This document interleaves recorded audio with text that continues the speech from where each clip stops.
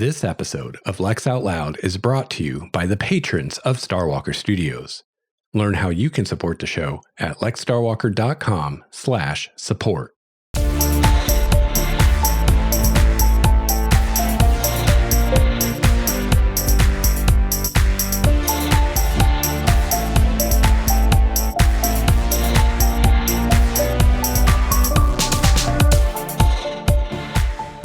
Hello and welcome to episode 41 of Lex Out Loud, writing science fiction. I'm your host, Lex Starwalker. This is a podcast for writers, readers, and all lovers of speculative fiction. I'm writing my third novel and taking you along for the ride. Today, I'm going to recommend some best practices when it comes to writing your actual manuscript. So welcome back to the show, everyone. Apologies if my voice sounds a little weird today. I think I'm fighting a cold. Sounds very cold-like to me. Hopefully it sounds okay to you. So yeah, today I'm going to talk about some manuscript best practices. But before I get into that, I like to talk about what I'm reading right now. So I just started reading the book To Sleep in a Sea of Stars by Christopher Paolini. This is a book that has been on my want to read list for a long time. I've heard a lot of great things about this book. It seems to be one of those must-read science fiction books that have come out in recent years. So I have just started it, and I think I'm still in the first chapter actually, but I'm really excited to read it, and it's always great to read some sci-fi. So I'll have a link to that book on Amazon in the show notes. And again, that's a referral link. So if you click that link and go buy that or something else on Amazon, that helps me out a lot. And also, I'm happy to announce today that once again, Audible is a sponsor of this podcast. I have a link you can use to get a free 30-day trial of Audible. And you can go to audibletrial.com/LOL and you can get Audible for free for 30 days to try out. And you can check out To Sleep in a Sea of Stars, get the audiobook version on Audible, or another book that they have that I highly recommend is Stephen King's On Writing, which I talk about all the time on the show. And the Audible version of that is read by Stephen King himself, and it's really excellent. I've listened to it 4 times now. He's a great storyteller, and it's great to hear it in his own words. So if you'd like to try out Audible and try out some audio books, go to audibletrial.com/LOL. All right, today I'm going to talk about some manuscript best practices. So what I mean by manuscript is your actual book that you're writing, the actual file of the book that you're writing. So this is going to include some recommendations of software and how to format the document and all that kinds of good stuff. And, this is usually true with every episode, but especially this episode. There are a lot of really helpful links in the show notes. So, I'm going to go through a lot of stuff today. And if you want to learn more about these things, head to the show notes at lexstarwalker.com/LOL for this episode 41. And there will be lots of links there for you to learn more. So a big caveat at the beginning of this discussion, this is all operating under the assumption that you, like me, want to get your book published. So if you're just writing for fun, you can disregard all of this if you like and do things however you want. However, if you are wanting to get published by a publisher, then these are the best practices that I have learned to best help you do that. So the reason behind these guidelines is that if you are going to try to get published with a publisher, then when you send them your manuscript, you will need to submit that to the acquisitions editor for the publisher or publishers that you're submitting to. The acquisitions editor will have very specific guidelines for those submissions. The file type, what format and what type of file that should be, which is almost always going to be Word format. as well as the font size, margins, line spacing, etc. These guidelines will be very specific and extensive. I mean, it's going to tell you exactly how to format this document. You must, I repeat, must follow these guidelines. It isn't an option. If you don't follow these guidelines to the letter, your manuscript will be rejected, probably without the editor even reading a single word of it. So again, if you're just writing for fun, or if you don't care about getting published, do whatever you want. But if you, like me, are serious about getting published, then you want to do everything that you can to increase your odds of success, because your odds actually are pretty low. There are a lot of people trying to get books published out there, and there are only so many publishers. So you want to do everything you can to increase your odds of success, and you don't want to do anything that will decrease your odds of success. And that is the philosophy that I am following in my writing life and in this episode. So keep that in mind. We are doing every little thing that we can to increase our odds of success, and we are not doing anything to decrease our odds of success, no matter how big or small that impact would be. Any positive impact, even a tiny, tiny one, is something we want. Any negative impact, even a tiny, tiny one, is something we don't want. So following the submission guidelines, whatever they are for the specific editor and publisher you're sending to, is one of the biggest and easiest things you can do to increase your odds of success. Not following those guidelines pretty much guarantees that the publisher is not going to take you on. Well, why is that? You might wonder. Well, here's something that you need to realize, just the reality of the situation.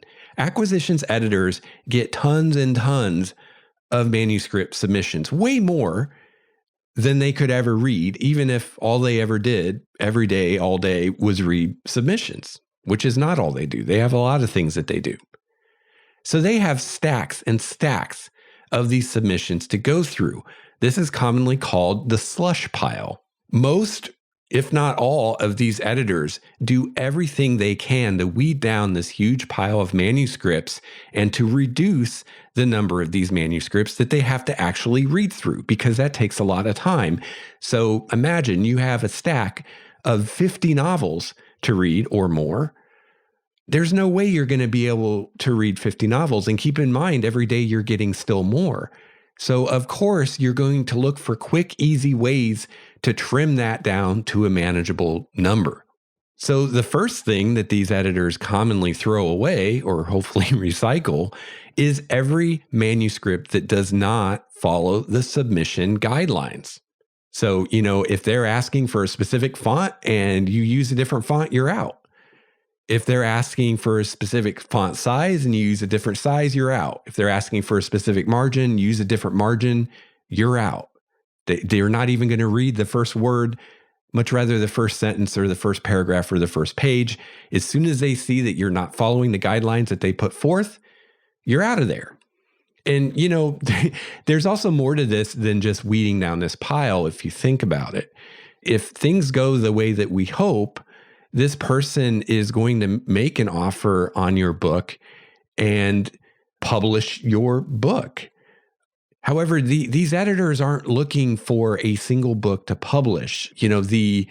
What they put into it versus what they get out of it doesn't really usually work out if they only get a single book out of you. So ideally, what they want is they want an author who is going to write a lot of books that they're going to publish, someone who is going to be productive and keep churning out books for as long as possible, because every book after that first one that they can publish is paying off that investment they made in you more and more.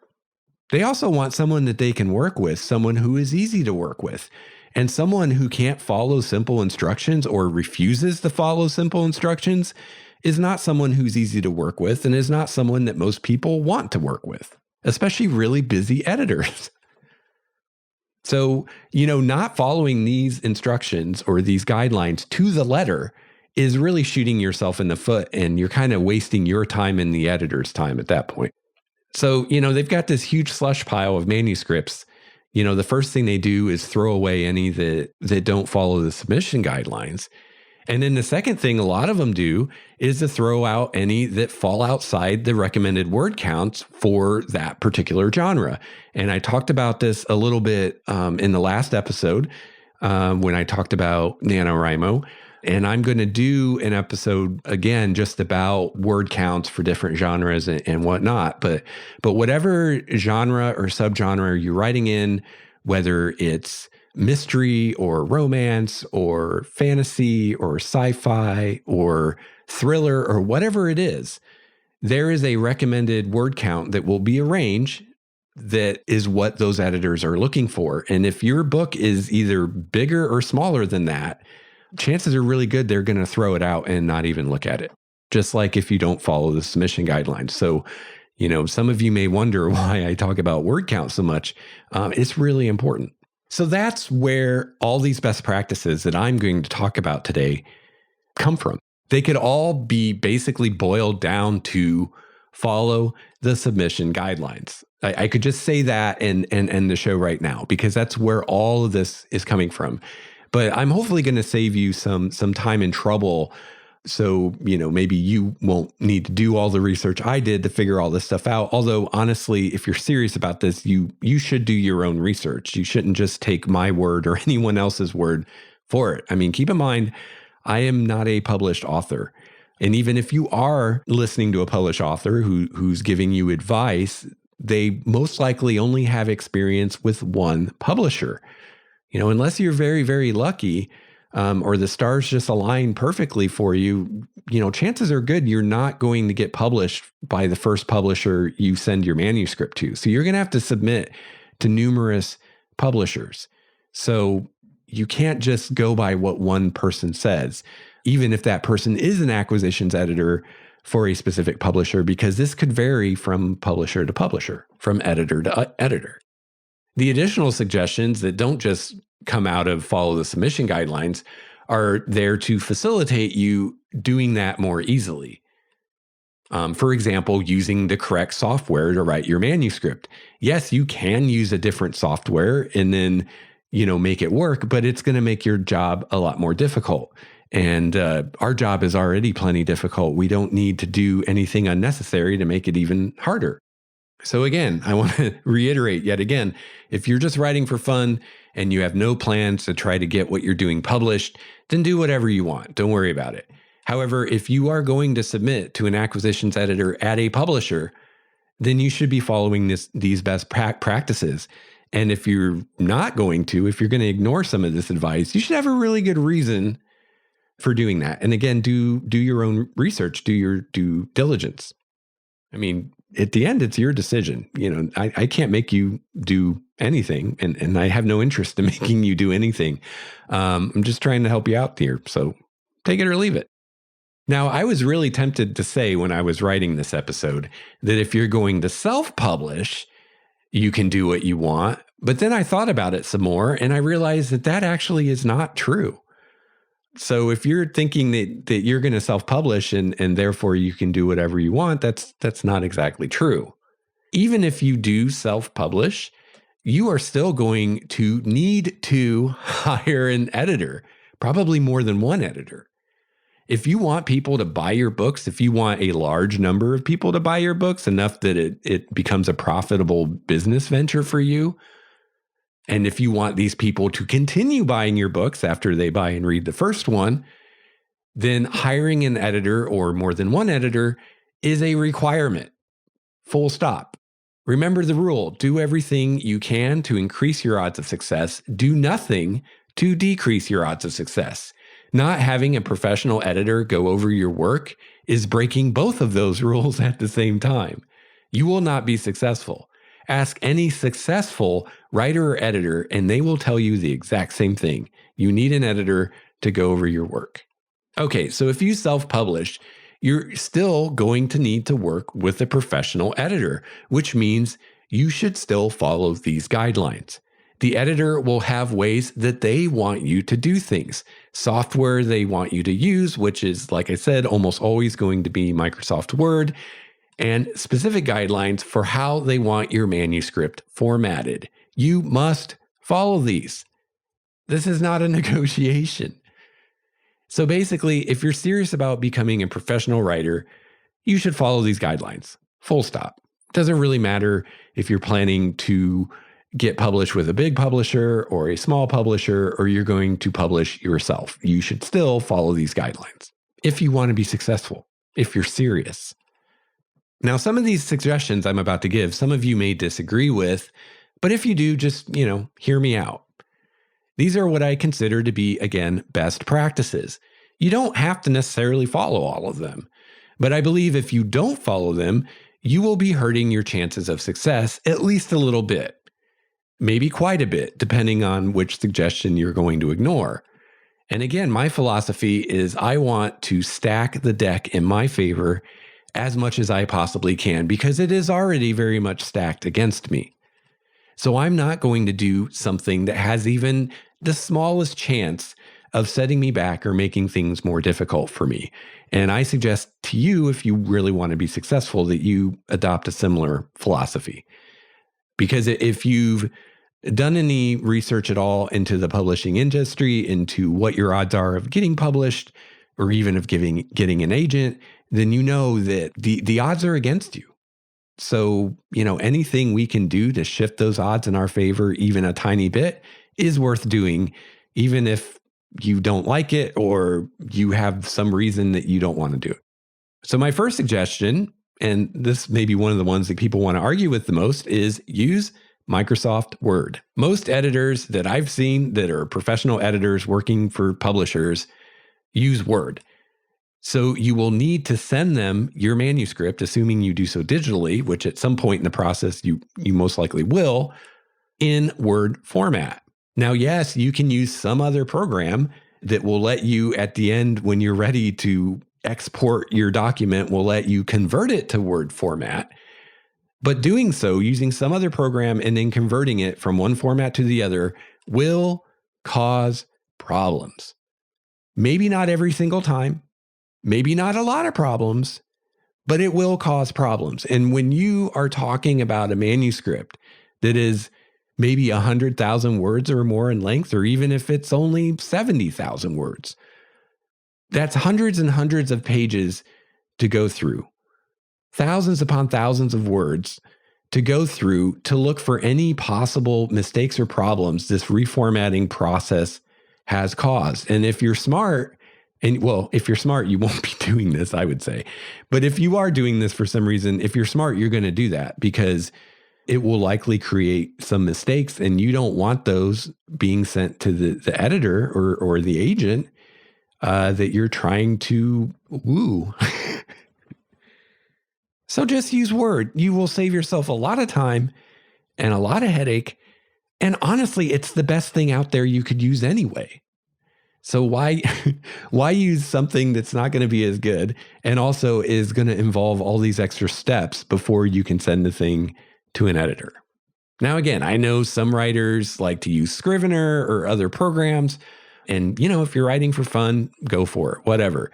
But if you're wanting to be a pro, if you're wanting to get published, use Word. I've never heard of a professional editor with a publisher using Scrivener. I'm not saying they're not out there, but they are definitely not the majority. I've never heard of it. They use Word. So there might be some out there that use something different, but they're the exception, not the rule. Another aspect of this is you want to plan and prepare for success.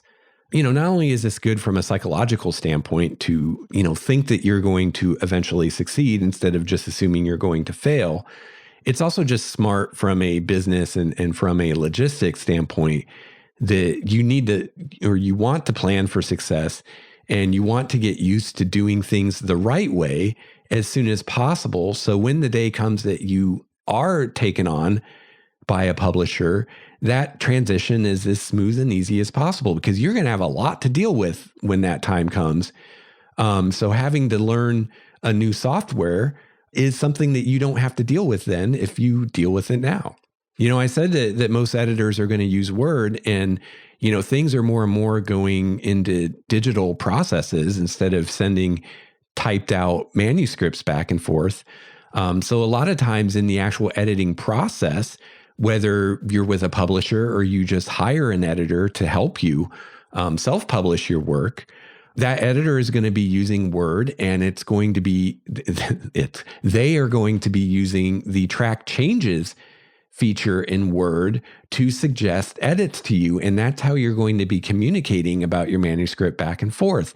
So again, you could say, oh, well, I can use Scrivener and it'll, format my thing into a Word file that I can send. And it's like, well, yeah, maybe. And maybe that won't cause any problems, or maybe you'll take the hours and hours it will take to go through it with a fine-tooth comb and fix any problems it does cause. But then if they buy your book and now they want to work with you editing your book, well, they're going to want you to use Word so they can use the track changes.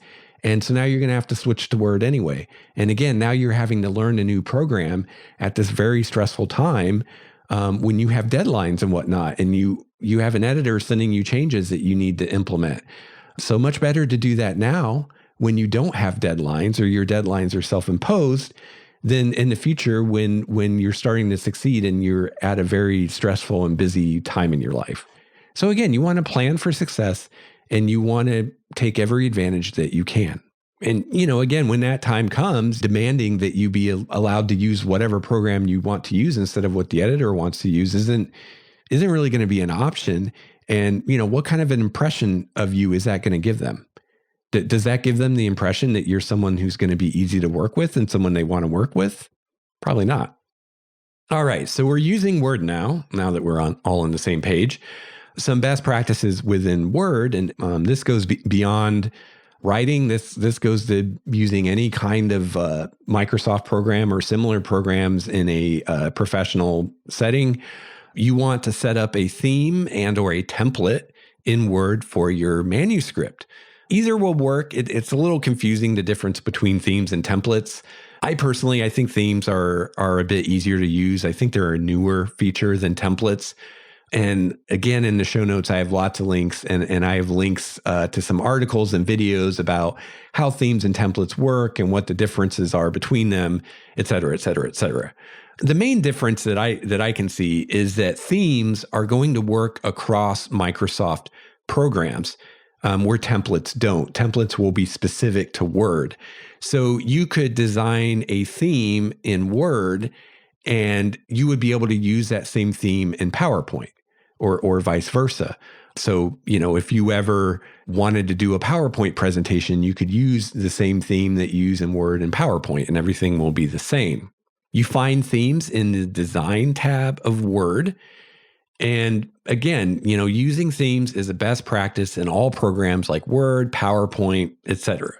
Always, always, always use themes and styles. You never, ever want to manually change the font of your text in the body of your document. You instead want to define a style, use a theme, define the styles within the theme. That is the best practice. And styles are in the Home tab of Word. So a theme is a collection of styles.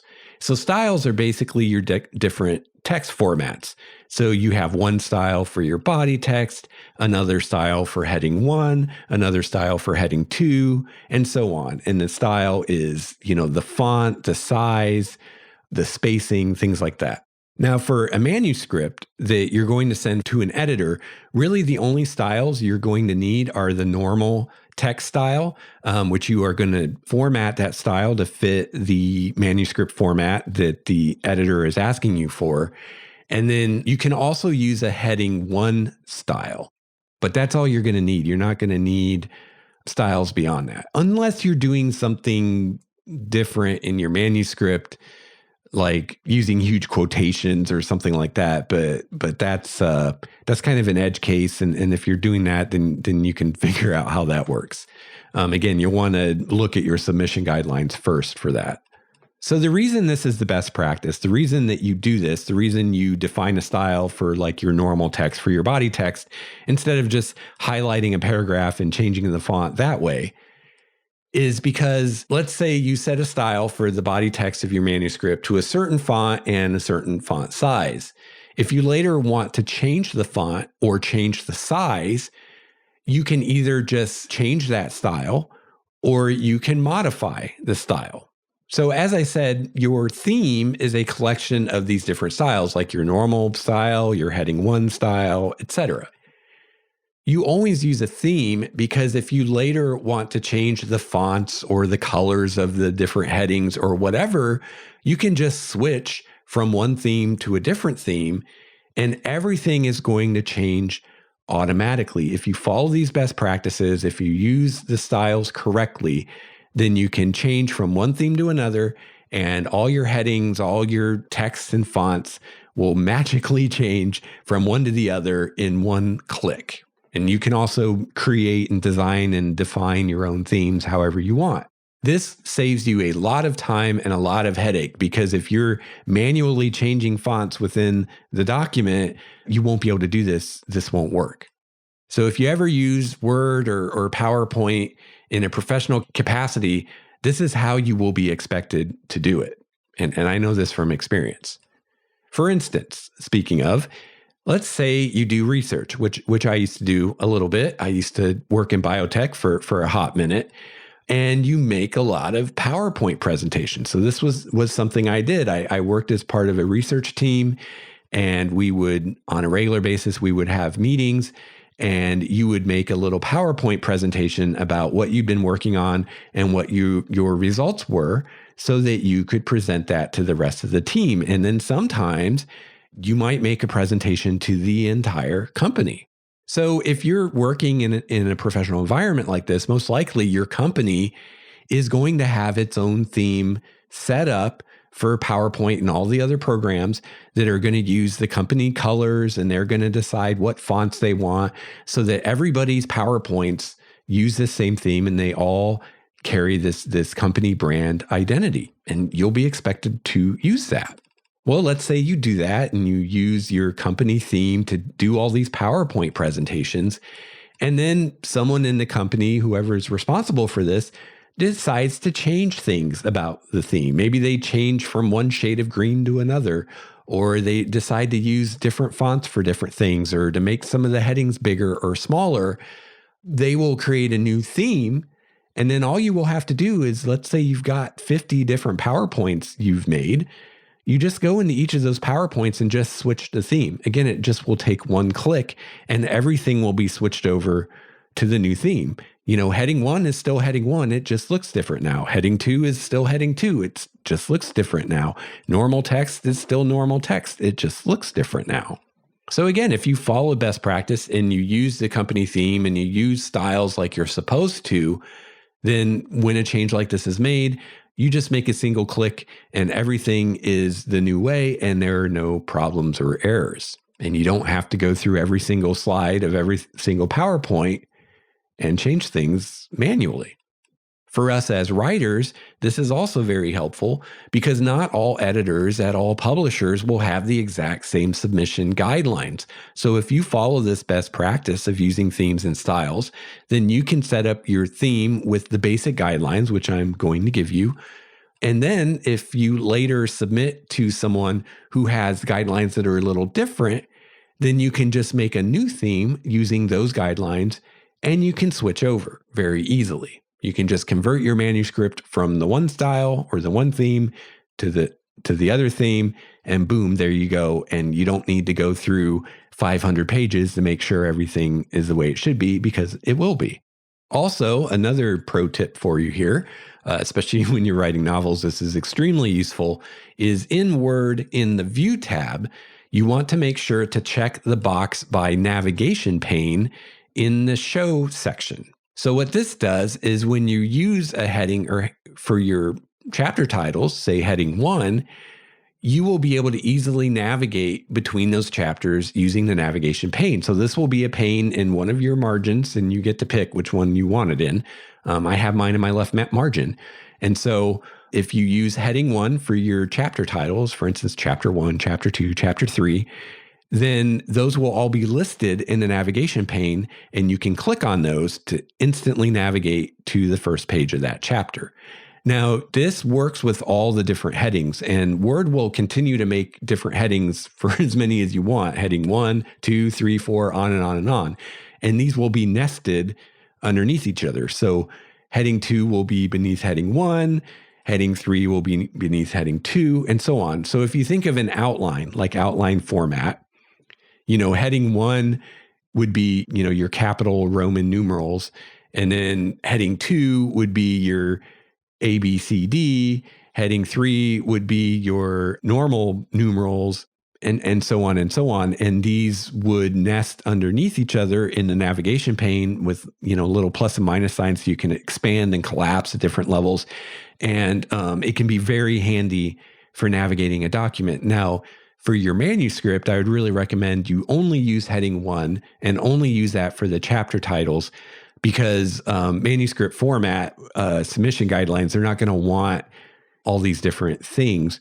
But if you're doing something like a book guide where you're keeping all your notes or whatever, if you do that in Word, which I used to with my last book, I do it in OneNote now, but I used to do it in Word, then you can really use those different headings to set up different sections and subsections within the subsections that you can easily navigate around. So my last book I wrote, that's how I did it. My book guide was a Word document and everything was in there. And my heading 1 sections were character, setting, and plot. And then heading 2 was subdivisions of that. So for instance, heading 1 character, heading 2 under that was main characters and supporting characters. Or I could do main characters, secondary characters, tertiary characters. And then heading 3 under the main characters would be the individual characters. So then in that navigation pane, I can easily click on a specific, I want the character section, or I could click on, I want the main character subsection, or I could click on a specific character and boom, I'm instantly there. And when you're talking a document that's hundreds and hundreds of pages, that is really, really useful. But again, that only works if you set up the headings correctly. And you follow these best practices. So what I recommend for your manuscript is you only use, your normal text style. And then as far as heading styles, just use heading 1 and use heading 1 for your chapter titles. Whether you have an actual chapter title or it's just, chapter 1, chapter 2, whatever. And then this will allow you to navigate around the document really easily. Now, usually in submission guidelines, they don't want you to use a different font or whatever, or a different size for your chapter titles. So usually you're going to be using 12-point Courier font. So your heading 1 will still be 12-point Courier font. It's not going to be the different font or a different size than the normal style. So, you could just use the normal style for everything and it wouldn't look any different as far as when you print the thing out. But by defining that heading 1 and using that for your chapter titles, that will allow you to navigate around the document really easily from chapter to chapter just by clicking the chapter. So yeah, but you don't want to format that, you don't want to make the chapter titles like a bigger size or a different font or make it bold or anything like that, because again, you want to follow the submission guidelines. This is just a trick to aid in navigation of the document. So yeah, your heading 1 is going to be the same font and the same font size as your normal text as far as that goes. I also have linked in the show notes some guides for using themes in Word and videos and stuff like that. So I tried to, for everything I'm talking about today, there are links in the show notes with more information. You can learn more about this. Now, I already mentioned this before, but you're also going to want to learn to use the track changes feature in Word. Now, you're not going to need this until you're working with an editor, or maybe you might be working with alpha or beta readers or even a writing group, and maybe you might use this if you do that digitally, where you're going to share different copies of your manuscript with different people. You can use the track changes as a way for them to make edits to it. They can add comments, all kinds of stuff. So you want to learn to use that feature. And again, I have links to articles and videos on that. It's actually really easy to use and to learn to use. It's pretty simple, but it's really powerful. And there's a lot you can do with it. It's really amazing. Also, keep in mind, if you are working with a traditional publisher, chances are good you will be working with more than one editor. There are different types of editors that do different jobs when it comes to preparing your book for publishing. So, it's not just a thing of doing what this one person wants you to do as far as the software you use and how you use it. But especially when you're talking about a large publisher, you got to keep in mind that they have a well-oiled machine running that's been running for long before you came along, and they've figured out the best ways for them to do things. So, you may be working with a few different editors, and so everyone needs to be doing things the same way so that it's efficient. So this is why everyone needs to be using the same software, for instance. They're not all going to change the way they do things just to accommodate you, this brand new writer, this unknown commodity, just because you want to use some other program, or you don't want to use track changes, or you don't like Courier font or whatever. All right, this is another piece of advice I'm going to give you that I foresee will be one that people will want to argue with. But again, this is best practices. So best practice, use a PC. And by that, I mean use a PC. Don't use a Mac or I don't know if there's other computers out there you can get. Use a PC. This is your livelihood we're talking about. Again, we're stacking the deck in our favor as much as we can for success because it's already hugely stacked against us. This is not the place for brand loyalty. We all have our brand loyalties. This is not the place for it. Again, as an aspiring writer, you want to eliminate every possible obstacle to your success. Are there successful writers that use Mac? Yes, of course there are. Is it possible to, be successful and use a Mac? Yes, of course there is. It's just more difficult. A Microsoft program like Word is never going to run as well on a Mac as it does on PC. And I've had personal experience with this, trying to use, Microsoft Office programs on a Mac. There will be problems, I promise you. Problems that you would not be having if you were using a PC. Word was designed for the Windows operating system, not Mac OS, not Linux, not anything else. So it's easiest to use it on the operating system it was designed for. So, it will cause issues. If you're using Word on a Mac, you will have issues that you will not have using it on a PC. And these issues will cost you time and stress. So why not avoid them? Besides that, a PC if you're going to buy a computer, a PC with the same or better specs is cheaper than a Mac anyway. You're going to save money. And, if you're in the position I am, you're a aspiring writer, you're probably wanting to save money everywhere that you can because money is kind of an issue. Now, if you already have a Mac, if that's what you use, I am not saying you have to go out and buy a new computer. Obviously, you got to use what you have. But when the time comes that you are ready and able to buy a new computer, buy a PC. Now, there are some other reasons to choose a PC over Mac, and I am going to talk about those in a future episode. I'm going to do an episode about best practices when it comes to backing up and saving your work. And so I will again revisit why you're better off with a PC than a Mac when we get to there. So if you're in the future, you can just go listen to that. If you're listening to this as it comes out, that episode will be out soon in the coming weeks. All right. So now you've got your document in Word. You want to format your manuscript according to the editor submission guidelines that you are going to send it to. Again, these may vary from editor to editor, from publisher to publisher. So if you're going to submit to a publisher, the first thing you want to do is find those guidelines and also make sure they're accepting submissions, because a lot of times they don't.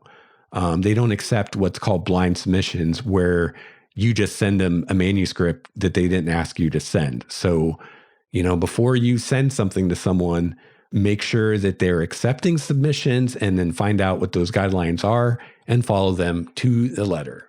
So remember, follow the specific guidelines for the editor or the agent that you're submitting to. This means if you're submitting to multiple editors at different publishers, the way you format each manuscript you send might be slightly different. And again, this is where using themes and styles will really save you a lot of time and headache.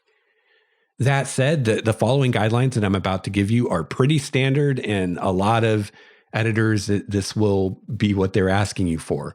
At the very least, it's a great place to start so that the changes that you do need to make to accommodate a given editor are very minimal and there aren't very many changes that you need to make. So if a given editor that you're wanting to submit to has guidelines that are different than this, it'll probably be pretty close to this. And it'll just be maybe one or two things that are slightly different. So here are some basic guidelines. As far as your font, you want to use Courier 12-point font. Spacing, line spacing, you want to be double spaced. You want your lines double spaced, not single spaced, not 1.5 space, double spaced. And you don't want any additional spaces added between or before paragraphs. You want the text left justified, not fully justified, left justified. And yeah, no extra spaces between paragraphs. I already said that. And you want to indent the first line of a new paragraph.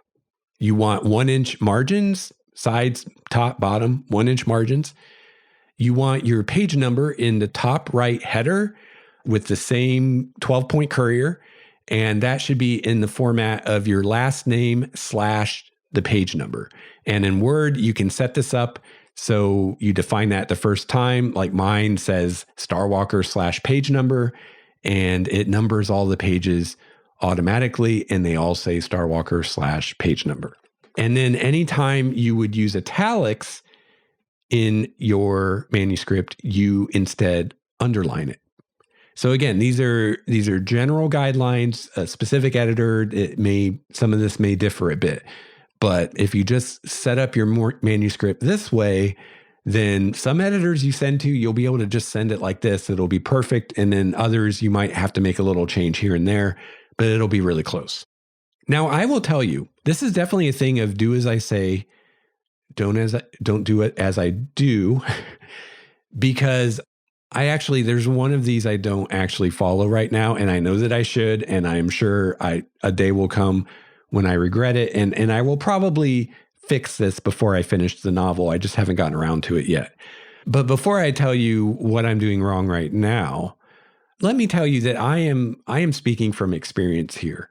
I did not do this with my last book. I did not follow these best practices, even though I knew what they were. I knew that this was how I should format it so that when I wanted to send it to an editor, it was ready to go.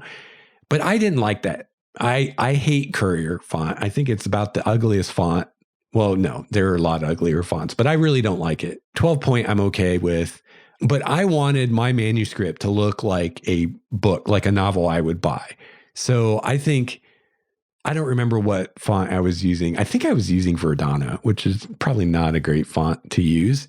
I had different fonts for my chapter headings. My chapter headings were much bigger than the text. My chapter headings were a different color. They were some shade of purple, I think. I fully justified. I didn't left justify. I didn't double space. Instead I put a space between paragraphs, and I didn't indent paragraphs, because again, if you pick up a novel that you bought in a bookstore, that's usually how it's formatted, right? It's usually fully justified, which is to say the right margin or the right end of the text is all equal, which means they're increasing and decreasing the space between words to make it look all even on the left and the right side. They're single spaced, and then the paragraphs aren't indented. There's an extra space between them, and they're definitely not using Courier font. They're using some nicer looking font. And I wanted my manuscript to look like that. And I was very stubborn about that. And I was using italics. I wasn't underlining. I wanted it to look just like it would look in a book, basically. And I never did actually submit it to an agent or an editor, but I was at one point considering it. And once I'd finished the book and I'd edited it and all that stuff, I was like, you know what? I should make a copy of this that's in the right manuscript format for if or when I do send it to an editor. So I made a copy and I went about reformatting it. And I did use styles, but still, it was a huge, huge pain in the butt. Oh my God, reformatting an entire novel is a huge pain in the butt. And then making sure that there are no errors or mistakes that were caused by that is even worse. I think one of the big ones was going from right or full justified to left justified. That made a lot of errors. Oh, which reminds me, here's another thing. Only a single space after periods. Only a single space after colons. If you're really old, like me, or you were just taught old school, back in the days of typewriters, they taught people to put a double space after periods and put a double space after colons. And there are still people that do this today. And people that are like young enough that they shouldn't be doing this. I don't know why there are people that still do this. But yeah, that's part of this format that I forgot to mention is only a single space after periods, only a single space after colons, only a single space after commas. You know, we're not using typewriters anymore. We're not all typing in Courier anymore. So there's no more double space after periods and colons. So if that is the habit you're in, you need to break that habit. I actually broke that habit partway through writing that book.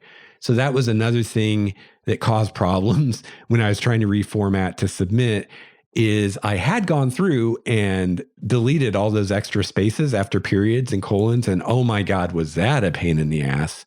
That took forever. But I didn't get them all. And you're never going to, when you're talking 100,000 or more words, you're never going to find all the extra spaces. And then, you know, when you try to reformat between fully justified and left justified, it caused all kinds of problems. I would have, you know, a paragraph where it would have a line break after like a few words, and I had to go through and fix all those. I don't think there is an easy way to change all the italics in your book to underline. So if you're stubborn about that and you insist on using italics and then you got to go through and change them all to underline, you're going to have to go through and scan that book, every single word, every single line. Italics are hard to see. And I think it became obvious to me why they use underline, because you can look at a page of text and instantly see things that are underlined. But the italics, especially if it's a single word, a lot of times you miss it unless you're literally scanning each word, basically speed reading it. And even then, if you're reading any faster than your normal reading speed, you'll probably miss some italicized words. And even the normal reading speed, if you're getting into what you're reading, you might miss some italicized words. So you're going to have to go through that over and over and over and over again to change all the italics to underline. So please learn from my mistakes. Save yourself hours and days of tedious, mind-numbing, headache-inducing, rage-inducing, frustrating work, and just do it the right way to begin with. Underline instead of italics, single space after periods and colons, left justified, all this stuff. Just do it the right way to begin with. You'll thank me later. And yeah, the same thing goes for converting from one format to another. So maybe you want to use Scrivener or you want to use Google Docs or some other thing, and you think that you're just going to click a button and translate it into Word format. It's probably not going to work that way. You're going to have to go through it with a fine-tooth comb and fix everything. And if you do get published, at that point, you're going to have to start using Word most likely anyway. So just save yourself the trouble. You know, another part of this is showing the editor that you're serious. You know, if you're already following the best practices, if you're already using the software they use, and you're already doing things the way they do with track changes, it's another indication to that editor that you're serious about what you're doing and you're not going to be a problem to work with. They're not going to have to convince you to do things their way, the right way. You're already doing it that way. So again, these guidelines I just gave, Courier 12 point, single space after periods and colons, double space lines, left justified, no extra spaces between paragraphs, indent first line of paragraph, 1-inch margins, page number in the right, top right header, last name / page number, underline instead of italics. Those are pretty standard and will serve you pretty well. And if your editor wants something different than that, it'll be really close. So you won't have to fix a whole bunch of stuff. So that's it. Sorry, this went a little long. It's probably a little dry. But I was tempted to put all this stuff in the show notes, but I'm not going to. You know why? If you really want to follow my guidelines, you can take notes while you listen to this. Or better yet, and this is what I want you to do, is go find the guidelines for the place you want to submit to and use that. as far as where these come from, I will link the article I got these from. So you can just follow that link and get the guidelines there if you don't want to take notes. And that came from SFWA, the Science Fiction Fantasy Writers of America organization. So that's where these specific guidelines are coming from. I have that linked in the show notes. You can go, get it from the horse's mouth. But again, when you submit to a specific editor, you want to follow their guidelines if they're different than these. All right. So that's going to wrap it up for this episode. I hope you found this useful. And yeah, this is what it is. It may not be what you like. It may not be your favorite thing. It's not mine. I mean, I hate Courier. I would much rather not indent paragraphs and have spaces between paragraphs. But this is what the editors want, and they have their reasons. And if you want to know what those reasons are, you can find there's lots of discussion online about why this is the way it is. In fact, I imagine the link on the SFWA page that I have probably goes into a bit of why this is the way it is. A big part of it is editors that have been doing this for a while. When you follow these guidelines, you're using Courier 12 point. You're not fully justifying your double spacing. They can look at a page and they can look at a stack of manuscript pages and they can have a really good idea of how many words that is, how many pages that's going to translate to in one of their books. Now, you could argue that some of this seems pretty outdated, and it does, when you can just load the Word file and it tells you exactly how many words there are. But, people are used to doing things the way they're doing them. And again, you got to remember the situation that you're in. You are a new writer, an unknown commodity, and you are trying to get published by this publisher that's been doing things for a long time. So, it's not a compromise. It's not they're going to meet you in the middle. It's you got to do things the way they want you to do them, because if you don't want to do that, they can find someone else who does. And that's who they would rather work with. So, you don't have to agree with it. You don't have to like it. You just have to do it. And the same goes for me. Oh, I didn't tell you the one thing that I'm not doing, even this time, even though I know better. The one thing I am not doing is I am not writing my manuscript in Courier because I hate Courier so much. However, what I did do is when I set up my theme for my manuscript, I set up two different body text styles, and one is the Courier that the editors want, and the other is my font that I like, which is Garamond. I did research into what are commonly used fonts in sci-fi novels, and that was a very common one. So that's what I'm writing it in.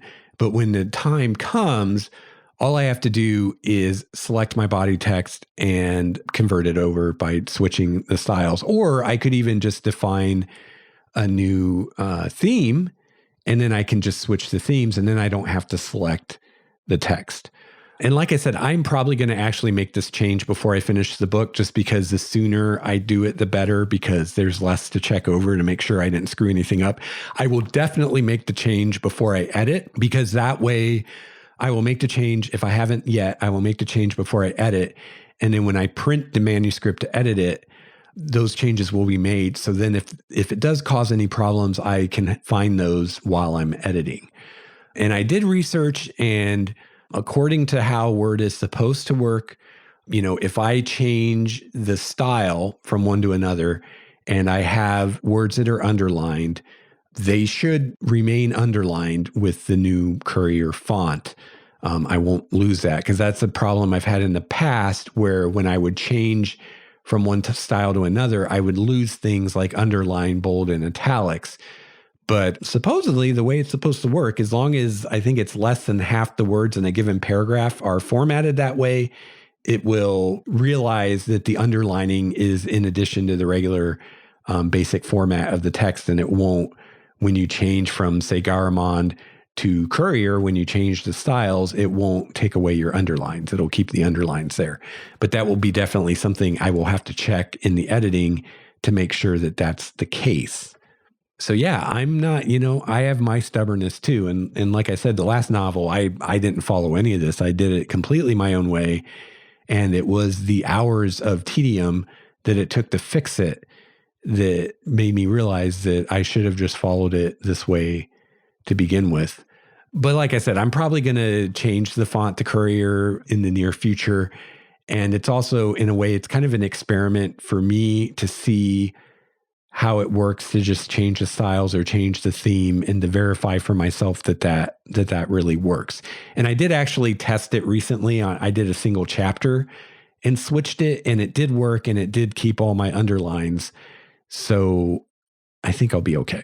But I can tell you my next novel that I write, I'm just going to do it in Courier, because even doing that, even if it's as quick and easy as I think it will be, it's going to be one more thing I'm going to have to worry about and pay attention to while I'm editing.